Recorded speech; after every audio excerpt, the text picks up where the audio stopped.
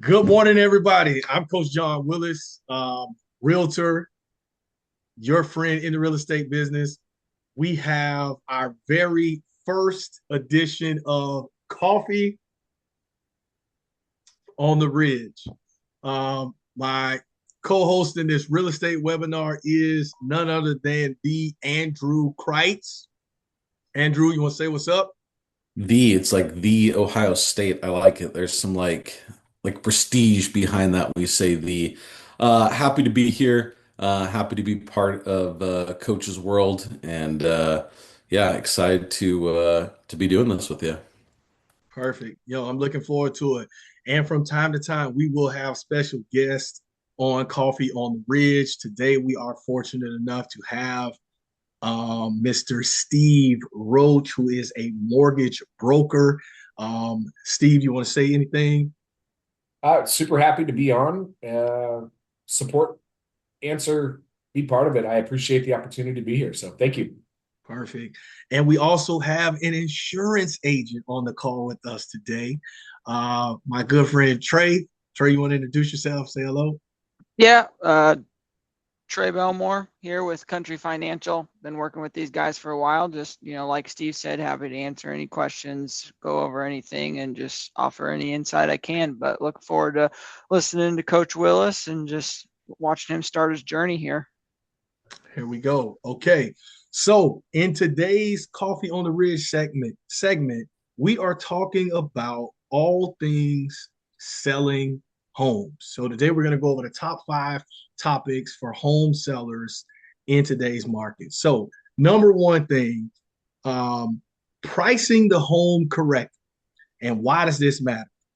Pricing your home is the foundation of the entire sale. Overpricing can cause a home to sit on the market for too long, while underpricing can leave money on the table.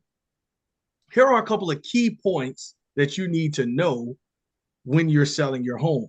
First off, what is the current market condition in your area? Secondly, make sure you're getting comparable sales, or we call them comps. Thirdly, pricing strategies that attract offers. And finally, the risk of overpricing. These are all things that obviously we can help you with here at Cedar Ridge because we have a whole team working together. We got mortgage brokers, we got insurance guys, and we have realtors all the time. Andrew, can you tell me like a experience of yours where you've seen someone who may have overpriced their home and how that has impacted that house sitting on the market? Yeah, so when you overprice your house, the most common time that people are going to buy your house is within the first 2 weeks. Your buyers that are going to make offers are the ones that are already on the market. And so they've seen what's going on, they are ready to pounce. And so if you are on the market for more than 2 weeks, that's telling you typically that you might be overpriced. And so when you overprice, you can sit and then you have to start making price adjustments. And when you're making price adjustments, people start to think, oh man, what's wrong with this house? And so it's really important that people don't base their price off of emotions, but rather off of strategy, because everybody thinks that their house is worth more than it probably is. And I get it. Like we live there, it's an emotional thing. We're doing life in our house. And so it can be emotional to price it. But if we actually need to sell it and we want to sell it for top dollar, then we need to be more strategic than emotional. Perfect. Great. So, two key points there. He talked about 2 weeks on the market and pricing your home not based on your emotions and the ties that you have, right? Like it is true. You may have put in this stone pathway 20 years ago, and you may have saw little Tommy take his first steps on that same path. But the truth is, we want to be competitive in the market. Okay. Now, for the group, what price range will attract the most qualified buyers? Yeah, so the most so think about like a bell curve, right? You have the low end, the high end, and they have everything in between. And so, if you want the most eyes on your home, you should be about in that $500,000 range. A lot of people, that may be their top, and for other people, it may be their bottom. But that's like the tip of that bell curve. Where at 500,000, that is where you're going to get the most eyes on your property. However, if your house is worth $600,000, obviously you don't want to put it at 500,000. So, like you mentioned, comps or CMAs are going to be really important. Um, but yeah, if you want the most eyes, that $500,000 range is where you're going to see that at. Perfect. Steve, do you have any advice that you would want to give somebody as they try to become a qualified buyer from a mortgage broker's lens? Absolutely, yeah. It's a great topic to talk about. The biggest thing is to get pre-approved or to chat with somebody like myself as soon as you possibly can. There's a lot of unforeseens. You don't know that you might have a 30-day late that's hitting your credit. It's good to know when you do the pre-approval process and chatting with a mortgage broker, what you qualify for. How much money is it going to take to be down? What does that interest rate look like? What are the different property taxes potentially in some of the different cities you're looking at that affect your debt to income ratio that may or may not have you qualify? So the sooner you get pre-approved, the sooner you have a better idea to put a plan together so that you guys can take them out and go shop within what their budget is and they know what to expect. And or have them plan out. Maybe it's like, okay, we don't have quite enough money, or we need to improve our credit. So we're a 3 or 6 month down the road. So the sooner you get pre-approved, the sooner it's going to benefit them and help you guys as well as myself in getting into something quicker. Realistic expectations, realistic budgets. Perfect. Love that. Hopefully everybody took notes on that. Realistic expectation, realistic budgets. Very well said, Steve. Thank you for that. We're going to jump into our second question, our second topic here, and that is preparing the home for the market. So, some of the things that you have to remember are first impressions directly impact buyer interest and offer strength. So, when I'm thinking of first impressions, something that comes to my mind is decluttering, the staging of the house, right? So, staging meaning like is there furniture or are you giving the visual that when somebody's coming to view this house, they could see themselves living in this house, right? Oh, that's where a table would go, or that's where our family would sit together and have dinner, or we could sit in this little sunroom area and have breakfast here at this breakfast bar. Those things are key. Also, repairs versus upgrades, right? Like things that you want to replace or things that you want to upgrade. And also, that can sometimes up the value of your home. Things like cabinets, countertops, sometimes appliances. Also, curb appeal. What does the house look like from the outside? I know I have smaller children. So, one of the things that I look at is I think about the yard. Does it have a fence around it, right? Like if you have a dog, if you want your dog to be able to run out freely, does the yard have a fence around it? Is there grass? Is there front yard? Do you have room to grow vegetables in a garden? Like what's it look like from the street? You need to make sure that you are having professional photography. You want good, clean, sharp photos, good videos. So when we put it to the market, because ultimately we want to have success. So let me ask you this. Andrew, what improvements have you seen give the best return before listing to homes? Yeah, so, it's all about first impressions and it's all in the details. The things that are going to go the furthest and give you your biggest bang for your buck are fresh coat of paint. You walk in, a fresh coat of paint is going to go a long way. And you're going to see a bigger return on investment on that. Refresh your landscape, add bark dust, add a colorful flower bed, or even a pot at the front door to give it this pop of color. You wouldn't think this, but uniform light bulbs, if you walk into a house and some have that bright white and others have that yellow tint, it just kind of doesn't feel cohesive. But if you have all the light bulbs that are the same color, it actually adds a lot of unity to the house. And then you said something. You said you want to be able to have the buyer see themselves in the house. And the best way to do that is actually with a mirror. So you put a mirror somewhere in the house where they're going to have to see it, and they're literally going to see themselves in the house. It's this little detail that actually has a huge impact. Perfect. No, that's outstanding. Okay, we're I'd gonna add keep. things to Go that real ahead. quick. Just in my, whenever I've walked homes or, done brokers tours or gone and visited open houses on Saturdays and Sundays, I'd say those are all great things. It's some inexpensive things that really make your house show or are more of an appeal. Um, One is, and you kind of already talked about, not having the house cluttered. Be able to see that there's space there. Be able to see that that room that's all cluttered with 13 couches that you don't currently need because you're not going to have 13 couches or whatever. But so that doesn't cost you a lot.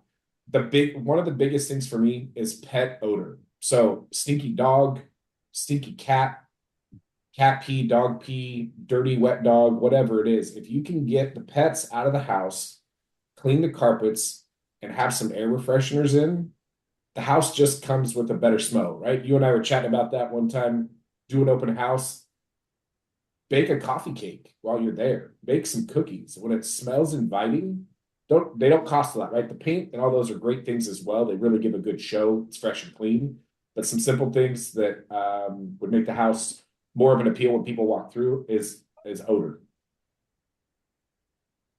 Oh, that's very good. Very true. Okay, so we're gonna keep rolling to our next topic, and that is understanding market conditions. Why does it matter to understand the market conditions? Well, as a seller, you want to know whether it's a buyer's market, a seller's market, or a balanced market. Some of the things that come to mind are interest rates, buyer demand, inventory levels, seasonal timing, insurance rates. Trey, do you want to, can you speak to like what we're seeing in homeowner insurance rates around this time? Yeah. I mean, obviously I can't really speak for anything outside the Pacific Northwest, but there's I've ran into this a few times. Like, as the agent, we don't really get to set the rates or know what the rates are going to do, right? Like, a house I quote with my carrier could be less than a house that's quoted with a different carrier. It's not going to be drastic if it's in the same area, right? Like the same house, two different carriers, but metropolitan areas are usually a little bit more expensive than rural areas. And kind of one of the misconceptions that I get from clients is, oh, I paid $600,000 for my home. Why is my dwelling coverage 480,000? It needs to be what I spent for that home. Well, you spent, if you're on an acre of land, you're not insuring that acre of land. You're insuring that home, that dwelling. So it's not going to be 600,000 because the land is not incorporated in the home. And so some people are like, well, how does that work? Well, if you don't have any, land is not your home. So that's kind of sometimes a misconception that people have regarding, dwelling coverage. But as far as premium goes, like, the market the last year has kind of gone down a little bit or kind of just equalized. You're still going to have, small rate increases or small rate decreases, but I know the last couple of years it was, 50, 60, 70% increases, where right now it's, 10 to 15% or even a decrease, which is really nice for the current state. So it's just a guessing game right now, but that's why it's super important to do, your annual reviews with your carrier so you can make sure everything's up to date and, the same, or if you need to change anything, right? Like, you got a big farm, but you sold half your equipment last year, you're paying twice as much because you didn't do that review. So just trying to stay on top of it, really. Great. Make sure we're getting those annual reviews done there. Thank you for that, Trey. Steve, do you want to talk about what you've seen in interest rates from a mortgage broker's perspective? Yeah, interest rates are tied to the 10-year Treasury bond. So we are more directive of what's happening with stocks and bonds. Stocks go up, bonds go down. We typically see rates get worse. Uh, Stocks go down and bonds go up. We typically see rates get better. Obviously, there's a lot of other reports. Inflation is a big aspect of it. The CPI report. There's a bunch of other reports that are every 3 months when the Feds meet, they go over these reports to kind of decide where things sit. So the 10-year Treasury bond is really the driving factor of where interest rates come from, but there's some other factors that tie into where we get interest rates. So, we've kind of been sitting, we crested 6% interest rate in 2022. And for, about the last year and a half, we've kind of seen rates, be in this lower 6 to lower 7 rate. So we've kind of stayed within a 1% range for about the last year and a half, 2 years, really. So rates move up and down every day. They don't move as quick as the barometer or watching the Nasdaq or the Dow move up, down, up, down. But we do see rates move throughout the day, every day a little bit. And right now we're in a trend of rates going up based upon gas prices, inflation numbers, and some things that are currently been going on in the last 6 weeks. But we did get down to the low fives, so when things kind of start penciling out, we see rates move. So they do move all the time. Perfect. Thank you. Hey, Okay, so Steve. Andrew, uh, quick question for you. What factors should a home owner consider when they're selling their home? What factors should they consider when they think about how competitive is the current market for homes like theirs? Mm. Yeah, so there's three factors that need to be considered, and that is location, condition, and price. Now, we can't change their location. Their location is their location. Like, they can't pick up their house and move. I mean, I have seen some houses picked up and moved, but most of the time we're not moving those. Condition, that is something that is like the number of bedrooms, the number of bathrooms. Also, typically, something that we're not changing. Yeah, you can do some additions, but when you're looking to sell, that's not where you're going to be looking at. So it's really going to come down to price. And so we need to look at the market. We need to see what the market's telling us. And once again, we need to price strategically, not emotionally. When you hire a real estate professional, they're going to look at, or at least they should be looking at, the competition and what's days on market. There may be a house that is sitting for 60 days that's priced a little bit higher, but then one that was priced a little bit lower that sold in 2 weeks. And so it just depends on what you're trying to do. If you have to move right now, well, then we're going to need to price your home a little differently than you would if you have time to wait. And you're just like, yeah, I'd like to move when I can. Well, then we can price it accordingly. But the biggest thing is just to sit down and really figure out what your goals are, because we can't look at it of, okay, if this is what's good for the Smiths, it's also what's good for us, the Joneses. No, what's good for the Smiths is different than what's good for us. And so we have to be strategic in pricing with each individual home. Hey, perfect. I love it. This is such great knowledge. So awesome, man, to have all you guys here for this conversation. Okay, so in our next topic, we're going to talk about uh, maximizing net proceeds. We're talking about profits. So most sellers, this is why it matters, because most sellers are focusing on the sale price. But what they actually need to think about is what they're keeping. What do they keep? That's what really matters. So as we go into this topic, think about the following things: closing costs, agent commissions, mortgage payoff, negotiation strategies, and seller concessions. These are all topics that are going to come up when selling a home.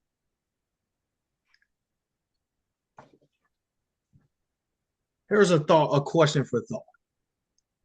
If a seller is thinking, what strategies can help me maximize my bottom line? What are some things that come to your mind, Andrew, as an agent, and then Steve, like as a mortgage broker? what are some things that will come to your mind when you think when a seller is saying, what strategies can help me maximize my bottom Yeah, I mean, I know I'm going to sound like a broken record here, but this is really one of the biggest things. Just don't price emotionally. Like you have to look at what the market is saying, and it could be, oh well, Zillow says my house is worth this. Well, great, but what's the market actually telling us? Oh, Bob down the road here just sold his house. It's the same exact house. Well, that may be, but that was 3 months ago. The market's changed in 3 months. So we really have to look at what the market is saying at that moment.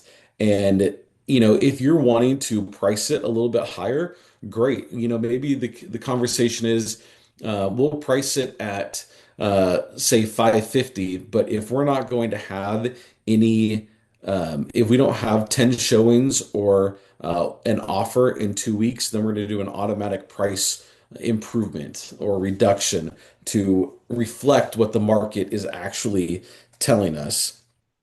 Uh, the other thing is that we don't want to add too much to the house trying to like remodel the kitchen right away. Like you're not going to see the return on investment in that. So it just comes back to being strategic based off of what the market is telling us. line? Okay. Steve, do you have any thoughts there from a mortgage broker's perspective? Yeah, so if I'm helping, like for example, Andrew and I have a client that we're working together, and the house for some reason is just having a hard time moving, and the proceeds from his profits are what are intended to be his down payment. So, you got to take a look at what where we're at for sales price.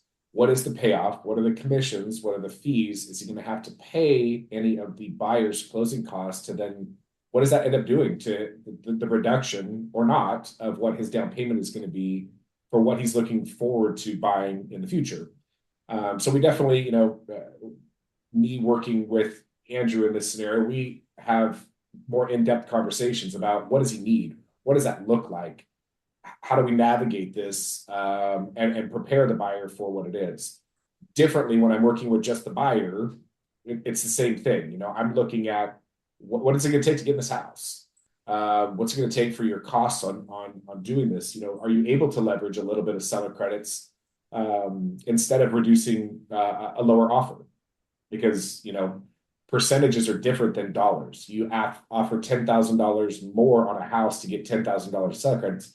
It's not $10,000 more out of your pocket to buy that house. Maybe only $250 at closing and $60 a month, but that 10,000 is the money you don't have currently in your bank account to help cover those closing costs. So there's different ways to pursue it on my side as a mortgage broker when I'm working with a buyer that's selling versus a buyer that doesn't have anything to sell and they're just buying, on how you leverage equities that may be there and or make it profitable or beneficial for you as the consumer.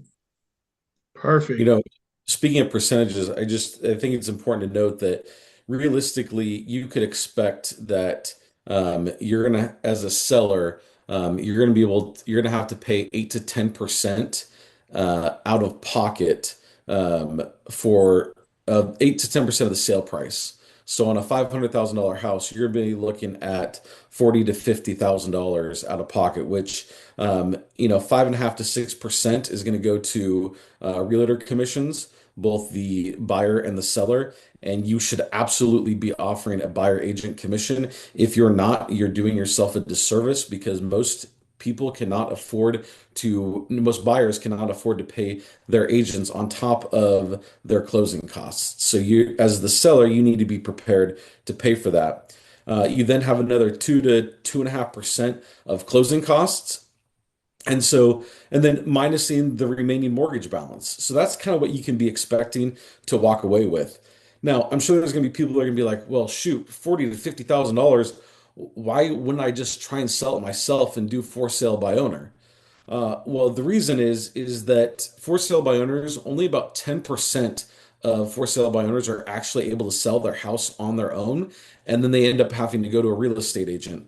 Of those 10% that actually do sell on their own, it's for 17% less than what they would get using a real estate agent. So you thought 40 to $50,000 was bad. Well, 17%, you're losing on that same $500,000 house. That's an $85,000 haircut that you're taking because you want to sell on your own. So yes, you are having to pay, but you're going to end up with more money in your pocket than if you had tried to sell it on your own. Boom. The numbers don't lie. Okay, and that's a perfect segue into our last topic, which is the timeline and the transition planning. This is why it matters. Selling a home affects housing, finances, family schedule, and moving logistics. Some of the things to keep in mind are the average days on the market, coordinating buying and selling, moving timelines, rent backs, or temporary housing options. Even things that, like Steve was talking about earlier, a lot of times people have to sell a home before they can buy and move into the next home. And if you're looking at taking the money or some of the money, a portion of the money that you get from selling your home and using it as a down payment, that's something else that could slow up that process, right? Because now you're waiting on the buyer of your home, right, for things to come through and for the home to close. So the best way to transition into your next home smoothly, plain and simple, is to come work with us on the Ridge. We got a great team that can help you at every stage of this operation. We got real estate agents. We have championship real estate agents. All right. You can come work with us. We have mortgage brokers. We have insurance guys. We have everything in house to help you make this transition as smooth as possible. So before we go, I just want to touch on a few key takeaways. Proper pricing, strong presentation, strategic marketing, flexibility in your preparation, and working with experienced professionals. That just means coming to the Ridge for a cup of coffee. All right. I really appreciate everybody who's taking the time to join and watch. And special shout out to the three of you guys for coming. I'm going to give you all 10 seconds each. If you want to say something about yourself, how can we contact you? How can people find you? Go ahead. Andrew, you're up first. Yeah, it's you can find me on social media, Hoops and Homes NW, or you can shoot me an email at andrew.krites, Krites, at exprealty.com.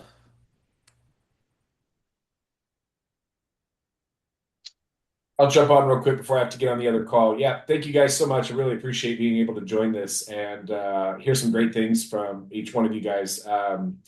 I work for Hickson Mortgage. I'm a mortgage broker, so I get to shop your guys' rates with a bunch of different lenders and find out what's best for each one of you guys, depending upon whether you're a veteran, you're an FHA borrower, USDA, conventional, down payment assistance, all the different steps there. So I'm able to shop that out. But I put some notes in this chat if anybody wanted to get a hold of me. But yeah, Hickson Mortgage. I'm right here in Candy, Oregon. Work hand in hand with all three of these wonderful human beings on this call as well. So really appreciate it and look forward to seeing you guys for the next coffee. I need to get a coffee next time though. I think I don't have one. So Steven's actually like right behind me. I can literally hear him through this wall. Well, for me, it's right there. But yeah. Yeah. Have a good weekend, you guys. I got to sign off, but thank you guys so much. All right. Thanks, Steve. Take care. Yeah. I'm Trey Belmore. I work Country Financial, also in Canby, about a block away from Andrew and Steven and Coach Willis. You can call our office, 503-266-7000. You can call my cell phone, 503-545-7881, or you can reach me via email, trey.belmore@countryfinancial.com. I appreciate, Andrew and Steven tremendously. They kind of helped me get off the ground running, a year and a half ago. And so just being able to help coach in his journey as he's going on 6 months in this real estate war, really, just offering just having a great group of team and guys behind us is great to just help us young kids. So looking forward to next month. Don't drink coffee, but maybe I'll get a mug. Okay. All right, guys. I'm Coach John Willis, man. Thank you for joining us for Coffee on what ridge? Cedar Cedar Ridge. Ridge. That's right, man. We'll see you next time. All right. See you later, guys.